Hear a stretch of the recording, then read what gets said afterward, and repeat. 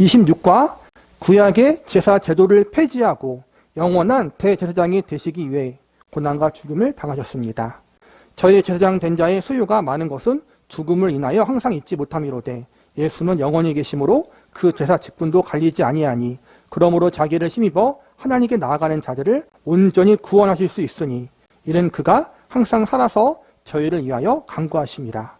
저가 저 제사장들이 먼저 자기 죄를 위하여 다음 백성의 죄를 위하여 날마다 제사 드리는 것 같이 할 필요가 없으니 이는 저가 단번에 자기를 드려 이루셨음이니라.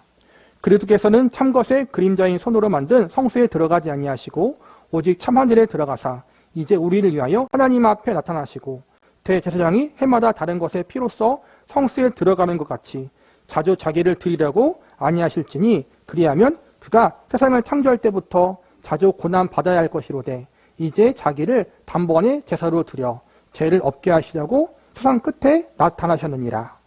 제사장마다 매일 서서 섬기며 자주 같은 제사를 드리되 이 제사는 언제든지 죄를 없게 하지 못하거니와 오직 그리스도는 죄를 위하여 한 영원한 제사를 드리고 하나님 우편에 앉으사. 기독교 진리에서 가장 위대한 단어가 단번에입니다. 이 단어는 만대를 위해 단번이라는 뜻의 헬라어에서 유래됐습니다. 어떤 결정적인 사건이 발생했음을 뜻합니다. 너무나 철저하고 결정적인 사건이어서 두 번 다시 반복될 필요가 없습니다. 반복해 보려는 시도조차 단번에 성취한 그 업적을 불신하는 것이 됩니다. 이스라엘이 제사장들이 해마다 자기들의 죄와 백성들의 죄를 위해 짐승으로 제사를 드려야 했던 것은 우울한 현실이었습니다. 제사를 드려도 사죄받을 길이 없었다는 뜻이 아닙니다. 하나님께서는 자기 백성의 형벌을 면제해 주기 위해 제사 제도를 정하셨습니다. 따라서 죄를 지으면 형벌을 대신 받을 대속물이 필요했던 것입니다. 하나님께서 죄인인 제사장들의 사역과 대속물인 짐승을 받으신 것은 큰 자비였습니다. 그러나 제사에는 어두운 일면이 있습니다. 그것은 끊임없이 되풀이해야 했다는 점입니다. 성경은 이렇게 말합니다. 그러나 이 제사들은 해마다 죄를 생각하게 하는 것이 있나니 그 백성들은 황소와 이마에 손을 얹어 자기들의 죄를 짐승에 전가하면서 앞으로도 이 일을 계속해야 한다는 것을 알았습니다. 어떤 짐승도 인간의 죄를 대신해서 고난 당하기에 충분하지 못했습니다. 죄 있는 제사장들은 자기들의 죄를 위하여 제사를 드려야 했습니다. 또한 제사장은 수명을 다하여 교체되어야 했습니다. 황소와 염소는 도덕적인 존재들이 아니므로 인간의 죄책을 짊어질 수 없었습니다. 이는 황소와 염소의 피가 능히 죄를 없이 하지 못함이라. 인간은 죄인이기 때문에 죄를 지을 수밖에 없어요. 그렇죠? 죄인들은 하나님 앞에 나아갈 수 없고 공의로우신 하나님의 심판을 받아야 돼요. 그래서 하나님이 그것을 이제는 용서해주고 하나님 앞에 죄인들이 나아갈 수 있는 방법으로 제사 제도를 율법으로 정해 놓으신 거예요. 짐승을 죽임으로 내가 죽어야 할 죄를 대신 담당한 거예요. 그리고 그 일을 누가 집례했냐면은 제사장이 했어요. 근데 그 제사장도 인간이기 때문에 죄인이잖아요. 또 그 제사장도 자기의 죄를 위해서 똑같이 제사를 지내야 된다. 그런데 예수님이 오심으로 뭘 없애신 거예요? 인간의 제사장은 연약하기 때문에 자기도 죄인이고 자기의 죄를 용서받아야 하는데 예수님은 죄인이 아니에요.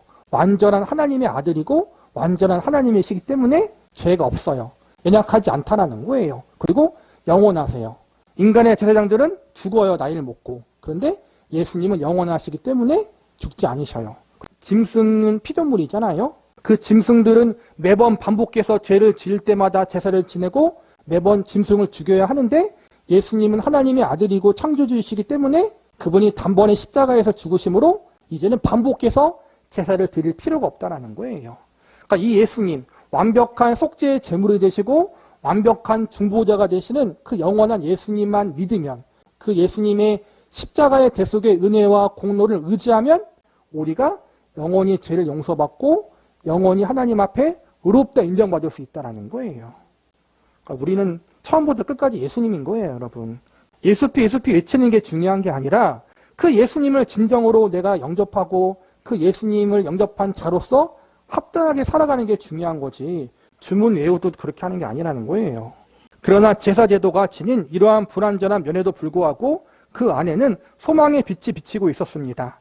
만약 하나님께서 이러한 불완전한 제도를 종기 여기신다면 그것은 장차 자격을 갖춘 한 종을 보내사 구약의 제사장들이 이루지 못한 일, 즉 죄를 단번에 없애는 일을 성취하도록 하신다는 뜻일 수밖에 없었던 것입니다. 예수 그리스도께서 그 임무를 띠고 오신 분입니다. 예수께서 마지막 제사장, 마지막 제물이 되셨습니다. 죄가 없으셨기에 자신을 위해 제사를 드리지 않으셨으며 죽으실 이유가 없으신 분이시기에 다른 제사장으로 교체될 이유가 없었습니다. 인간이셨기에 인간들의 죄를 담당하실 수 있었습니다. 그러므로 자신을 위해 제사를 드리지 않으시고 자신을 마지막 제물로 드리셨습니다. 이제는 또 다른 제물을 드릴 필요가 없게 되었습니다. 우리와 하나님 사이에 한 중보자가 계십니다. 한 분 제사장이 계십니다. 다른 중보자와 다른 제사장이 필요하지 않습니다. 오직 그리스도를 통해서 하나님께 가까이 나아가는 이들은 얼마나 행복한 사람들입니까? 예수님이 우리의 죄를 속죄하기 위해서, 속죄의 방법은 두 가지예요. 피조물로서 똑같은 인간이 돼야 돼요. 예수님은 원래 하나님의 아들이고 창조주이시잖아요. 그분이 우리의 죄를 속죄하기 위해서 성육신하신 거예요. 우리의 죄를 담당하는 완벽한 인간이고 완벽한 하나님으로서 신성과 인성을 지닌 분으로서 속죄의 완벽한 제물이 된 거라는 거예요. 그래서 다른 속죄의 제물이 필요 없어요. 회개를 위한 다른 제물이 필요 없다라는 거예요. 회개헌금 낼 필요 없어요. 예수님의 이름으로 회개하면 되는 거예요. 여러분 진심으로 우리가. 그리고 다른 누군가에게 가서 우리의 죄를 용서를 위해 기도하거나 내 미래를 위해서 어떤 걸 물어볼 애원기도 받을 필요 없다는 거예요. 누군가를 통해서 하나님께 나아갈 필요가 없다는 거예요. 저와 여러분이 직접 예수님의 이름으로 예수님의 대속의 은혜와 공로를 힘입어서 기도하시면 돼요. 각자에게 주시는 응답이 있겠죠. 삶 가운데 하나님이 자연스럽게 인도하실 수 있는 거예요. 특정한 신비적인 방법을 추구하지 않아도 내가 하나님을 의지하고 예수님을 의지함으로 기도하고 믿음으로 살면 하나님이 우리 앞길 가운데 막을 건 막아주시고 열어주실 건 열어주셔요. 또 시행착오 겪을 건 겪게 하시고 그렇게 하나님께서 인도하신다. 예수님 때문에 끝까지 책임져 주시고 인도해 주신다는 거예요, 여러분. 그게 참 중요해요, 여러분. 우리는 처음부터 끝까지 예수님의 대속의 은혜와 공로를 의지하는 사람들이 되어야 해요. 사람을 너무 의지하지 마세요.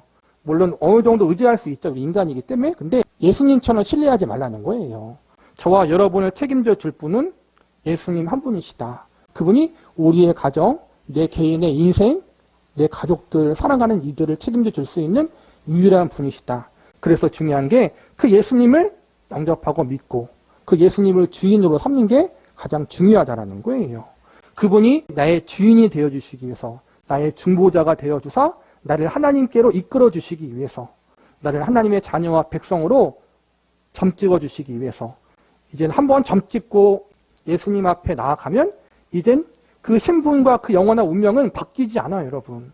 우리를 그렇게 영원히 그분의 백성과 자녀와 그분의 소유로 삼기 위해서 예수님이 이 땅에 오셔서 십자가를 지신 것이다.